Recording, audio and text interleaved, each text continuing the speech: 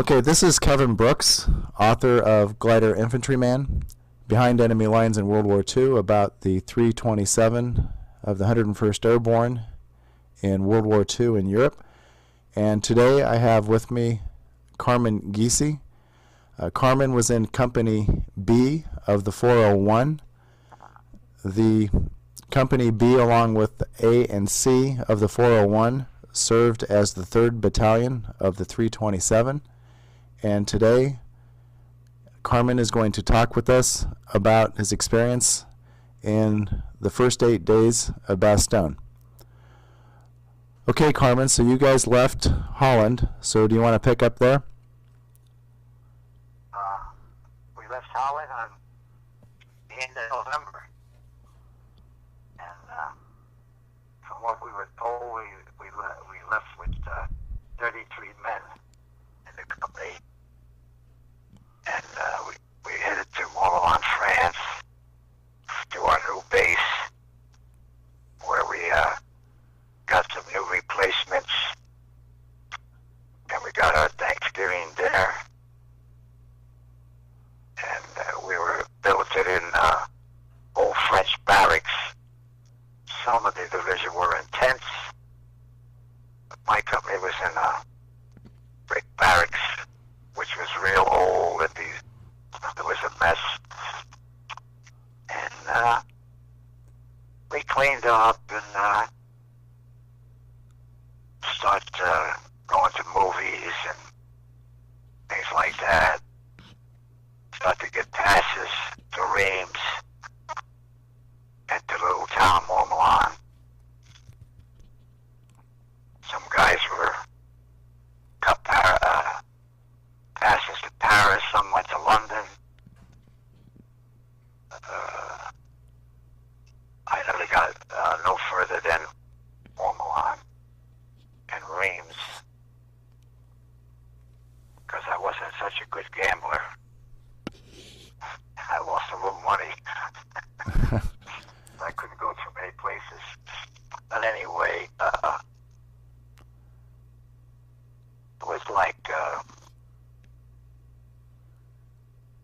just like living in peacetime barracks, Sure. To see movies.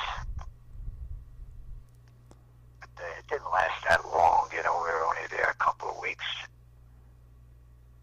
A little over a couple of weeks. And when you came out of Holland, how many men did you guys have coming out of Holland? I can't hear you, Kevin. How many men did you... Sometimes you're loud and sometimes you're not. Okay, how's this? That's a little better. Okay. How many men did you have coming out of Holland when you came back into France? They told us that we had 33 men in the company. Left. We had a lot of casualties up in Holland.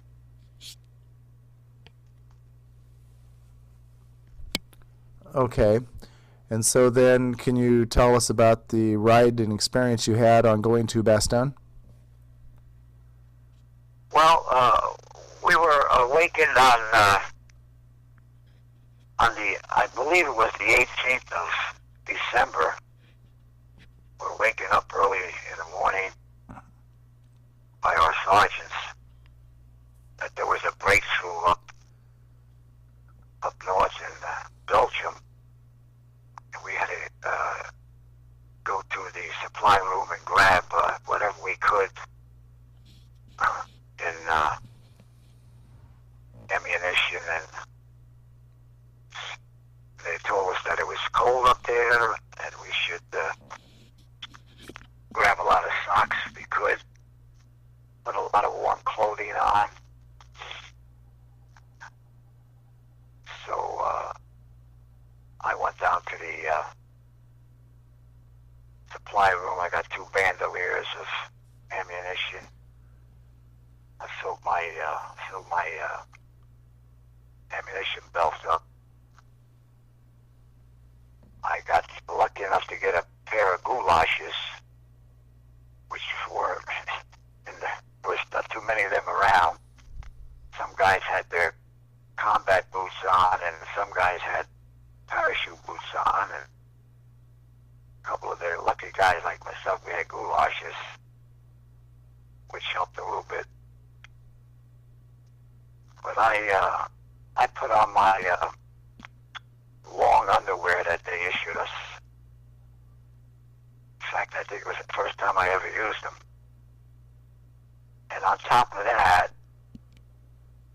I put my old beef uniform on, which was heavier. And then on top of that, we had our combat clothes. Then our GI sweater. And that was it. For me, anyway. Okay. Do you... Some guys had overcoats, and some guys didn't take overcoats. Some guys had raincoats. You know, it was all mixed up. But I just had on what I just told you, and we were still freezing with all that clothing on. Okay. And then by nighttime, where all the trucks pulled in, and we loaded up late afternoon, I think it was. And off we went up to Bastogne, and it was still dark. You know, it got dark real fast, and it was over 100 miles, they say. I don't know, but we got up to the west side of Bastogne, and we unloaded there late in the evening.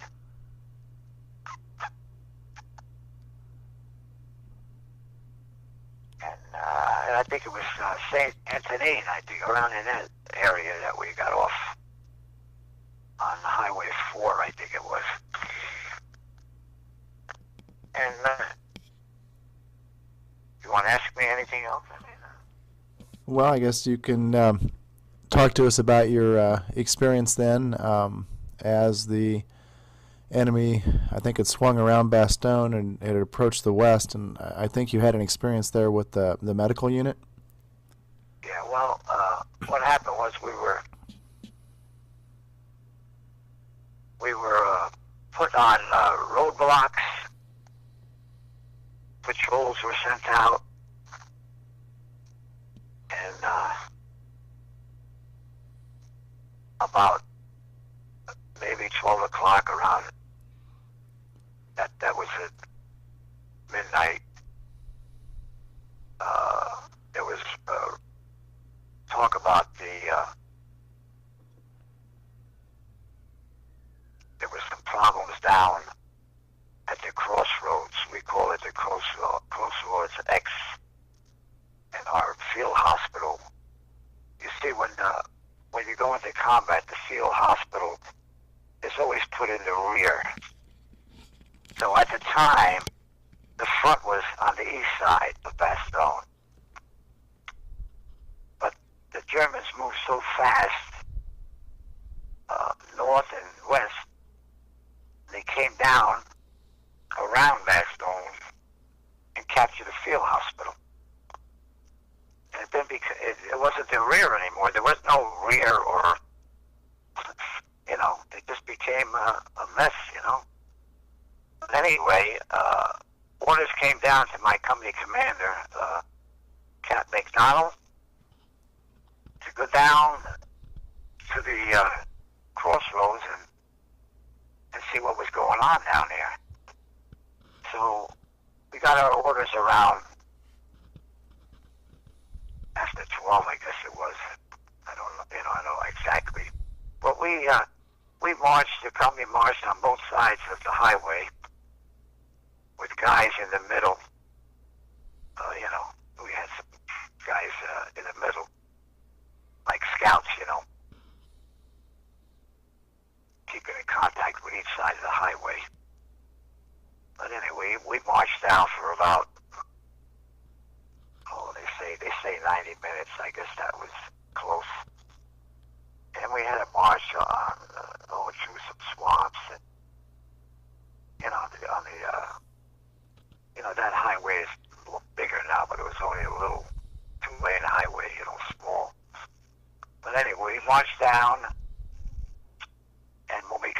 the ridge of the crossroads, we saw fires,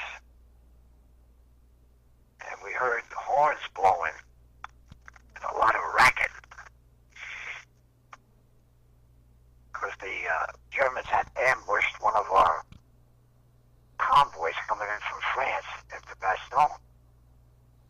Quite a few trucks, and they had a firefight there before we even got there, and most of the Red Bull Express guys were killed. But anyway, when we got to the top of the ridge there, we could hear the Germans talking and running around. But anyway, the 3rd platoon, which I was in, was the furthest to the right. The captain had set up a kind of an attack. So the 3rd platoon, which I was in, was to the furthest to the right, which would be going northwest. 1st platoon was in the middle. The 2nd platoon was maybe even with the crossroads. But anyway, what happened? Cap McDonald told my platoon sergeant, Mike Campana, who later became, he got a battlefield promotion because we ran out of officers.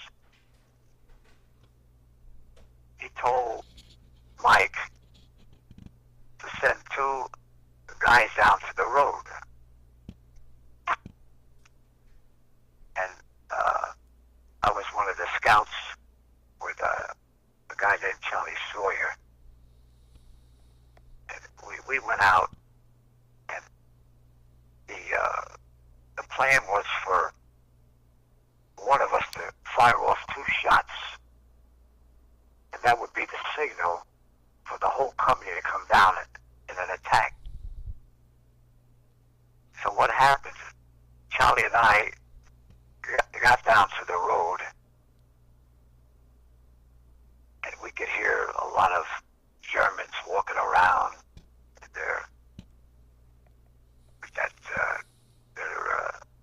Their boots had metal underneath, making a lot of noise walking up and down. But anyway, when I got to the road, Charlie and I, we fired the 2 shots. I fired 2 shots, and that was the signal for the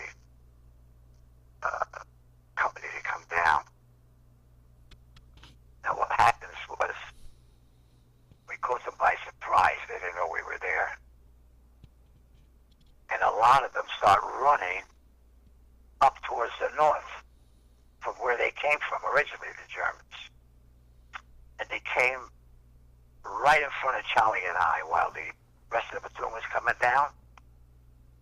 And we challenged them because we had orders to challenge everybody, because there was a lot of Americans running around the area, you know. But anyway, they answered us in German, and Charlie and I just opened up on them. We killed quite a few of them, and we threw a couple of grenades in case they were trying to get away. But we had a firefight.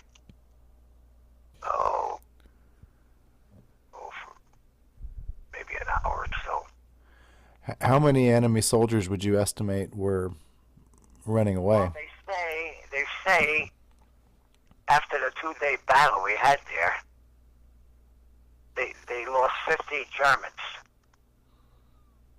Now, Charlie and I don't know. There was just a group of them came right in front of us, and we emptied 2 clips apiece in there.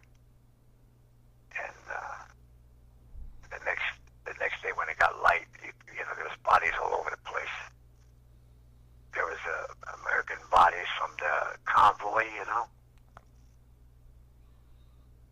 But anyway, we caught them by surprise, and the order was to go back to the ridge and dig in.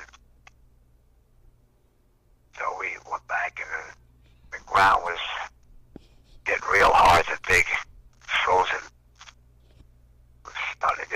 flurries and cold. But what happened was about just before light dawn, the third platoon was on the right, and a convoy of Germans are coming down from, I guess, I forget the town that was up there. I forget a lot of things, you know. But anyway, the convoy came right in front of the third platoon.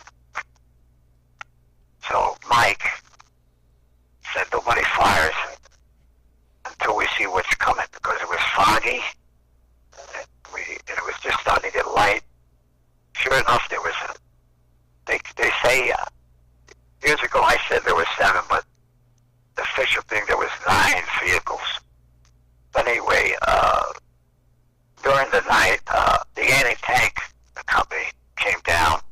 Not the whole company, but they said the anti-tank gun down to help us out. Well, anyway, the anti-tank gun knocked out the last vehicle and the first vehicle. But from what they said, one of the vehicles got away. But it was a slaughter after that. We just once they start jumping out of their vehicles, and we just start killing them, you know.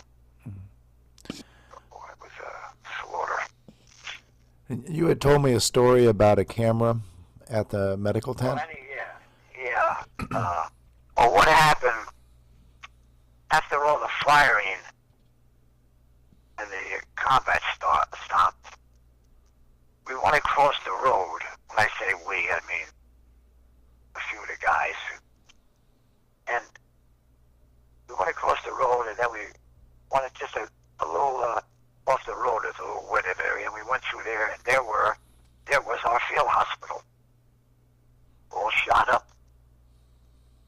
So me and my friend Frank Almovich, who took a bullet in his ear, clipped his ear during the firefight,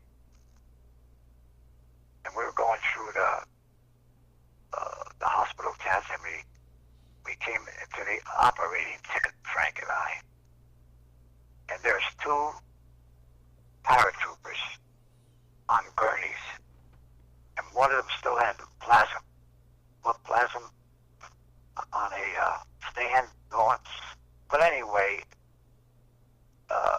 their throats were slit, and we figured the Germans didn't want to take them. They captured everybody else,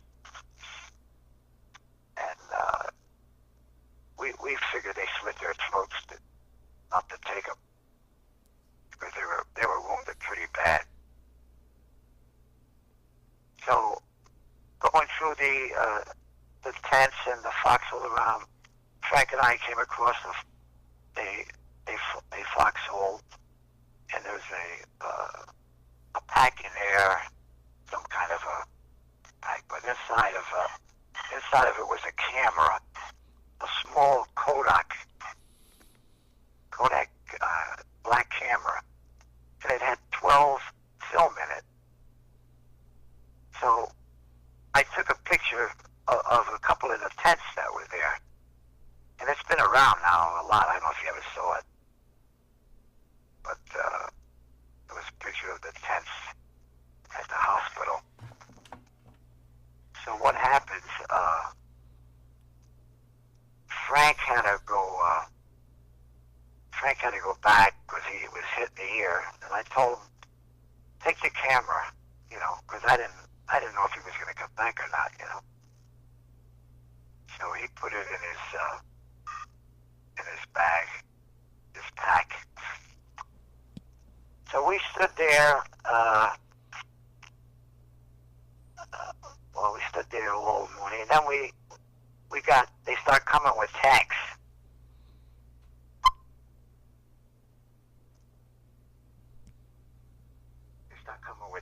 And one of the tanks was knocked out by a friend of mine called George Karpak. He knocked one of the tanks out. He got on the middle of the road. He missed the first time, but the second time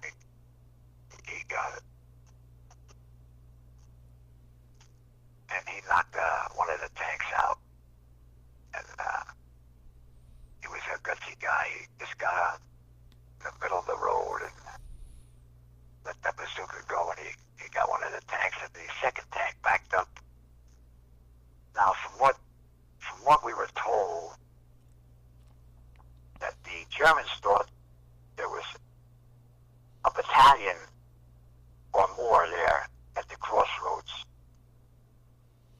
And when it was all over,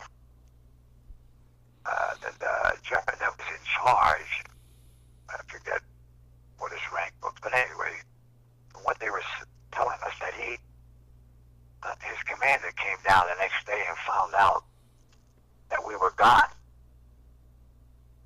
And there was only a company there. And I understand they said he got court-martialed for that, the German. I don't know if that's all true, but that's what they say. But anyway, we fought there all day the next day. And it was getting kind of hot. They were pushing from the south. And Colonel Allen finally decided to tell McDonald to get us the hell out of there because it was getting too dangerous. We may get cut off. So anyway, there was a few of the trucks that were still running. So we were all taken back to where we came in the night before, the 2 days before. And we came back to the perimeter. And we got back, from what they say, we got back just in time because they cut the road.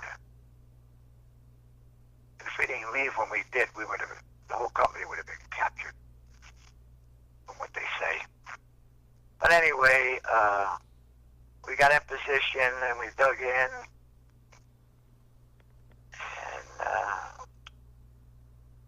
And we kept getting pushed back, and finally, Colonel Allen made this statement: "It's do or die. We're not pushing back any further." Because we dig in, and they would push us, and we had to move again. So he got disgusted and made that. So we were in that position where the Christmas battle took place on Christmas Day. And that's another story, that's in Yep. the book, No Silent Night. Yeah, we can maybe talk about that in more detail next time we talk. Okay. Sure. So, anyway, Right. with me has been Carmen Giese, who was Company B of the 401. Okay,